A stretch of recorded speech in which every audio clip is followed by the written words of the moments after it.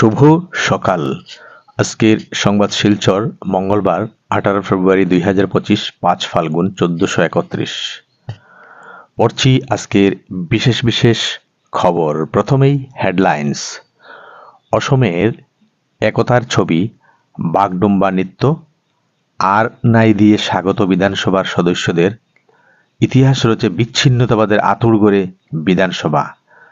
85 সালের পর কোনো মুখ্যমন্ত্রী রাত কাটাননি কোকড়াঝাড়ে, বললেন ডক্টর হেমন্ত বিশ্ব শর্মা।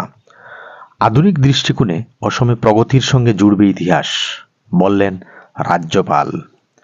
দেশবিরোধী কাজকর্ম, গৌরবের স্ত্রীর সহকর্মী পাক নাগরিকের বিরুদ্ধে মামলা দায়ের।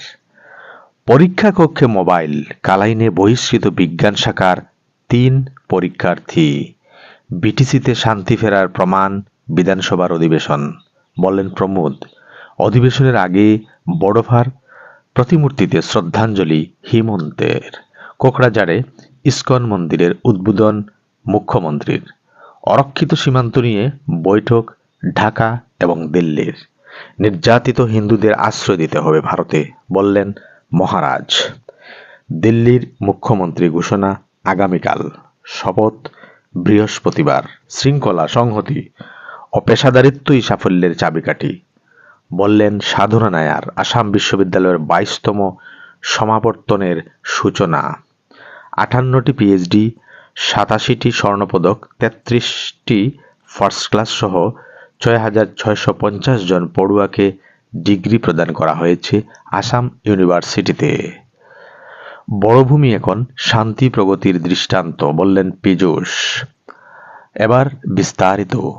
একতার নতুন ইতিহাস রচনা হলো অসমে।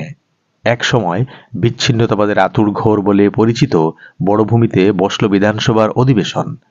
ডিভাইড অসম 50-50 স্লোগান ভুলে ধ্বনিত হলেও গণতন্ত্রের জয়গান। 1985 সালের পর থেকে অসমের কোনো মুখ্যমন্ত্রী যেখানে রাত কাটানোর সাহস পাননি, সেখানে মুখ্যমন্ত্রী থেকে মন্ত্রী, বিধায়করা সকলে হাজির। অধিবেশনে খোলা মনে আলোচনা হলো বিটিআর সহ 6ষ্ঠ তফসিলভুক্ত সব এলাকার উন্নয়ন নিয়ে। যোরহাটের কংগ্রেস সাংসদ তথা প্রাক্তন মুখ্যমন্ত্রী তরুণ গগৈর পুত্র গৌরব গগৈয়ের স্ত্রী এলিজাবেথ যে পাকিস্তানি সংগঠনের কাজ করতেন, তার প্রধান অলি তৌকির শেখের বিরুদ্ধে এফআইআর দায়ের করল অসম পুলিশের সিআইডি ব্রাঞ্চ। অভিযোগ, ভারত বিরোধী কাজকর্মে যুক্ত থাকতে পারেন তিনি।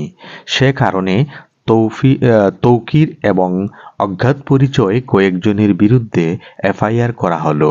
রবিবারই এ নিয়ে পুলিশকে নির্দেশ দিয়েছিল মুখ্যমন্ত্রী হিমন্ত বিশ্ব শর্মার নেতৃত্বাধীন মন্ত্রিসভা। এলিজাবেথের সঙ্গে পাকিস্তানি নাগরিকের এই যুগ দেশের নিরাপত্তা এবং সার্বভৌমত্বের উপর কোনোভাবে প্রভাব ফেলেছে কিনা পুলিশকে তা দেখার নির্দেশ দিয়েছে অসম সরকার। পরীক্ষা কক্ষে মোবাইল ফোন নিয়ে পরীক্ষা কক্ষে পরীক্ষার্থী। পরীক্ষা শুরু হওয়ার 45 মিনিট পর উদ্ধার 2টি অ্যান্ড্রয়েড ফোন।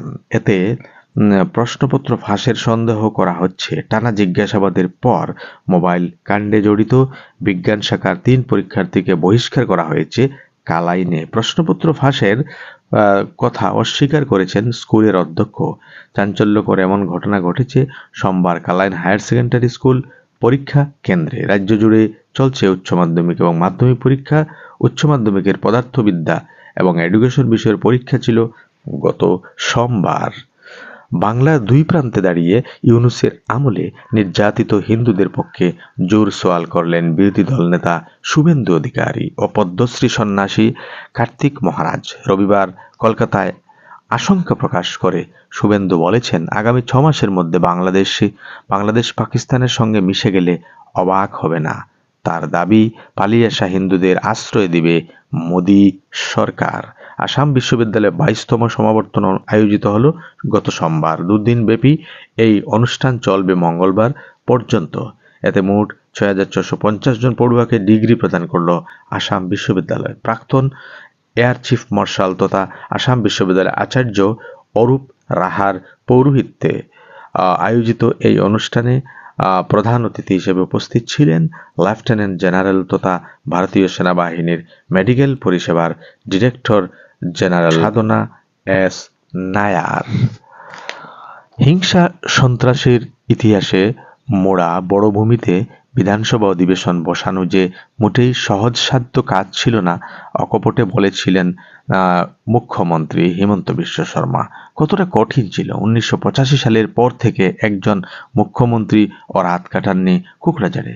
প্রফুল্ল কুমার মহন্ত থেকে তরুণ গগৈ, সর্বানন্দ সোনোয়াল ও সেই সাহস দেখাতে পারেননি, কারণ মুখ্যমন্ত্রীর রাত কাটানোর মতো পরিবেশও ছিল না মানবতার তখনকার বন্যভূমি কোকড়াঝাড়ে। বিরোধীরা অভিযোগ করেছেন, বড় চুক্তির দফাগুলি এখনো রূপায়ণ করেননি সরকার। শেষ হলো আজকের প্রথম পাতার সকালের বিশেষ বিশেষ খবর। আপনারা ভালো থাকবেন, সুস্থ থাকবেন।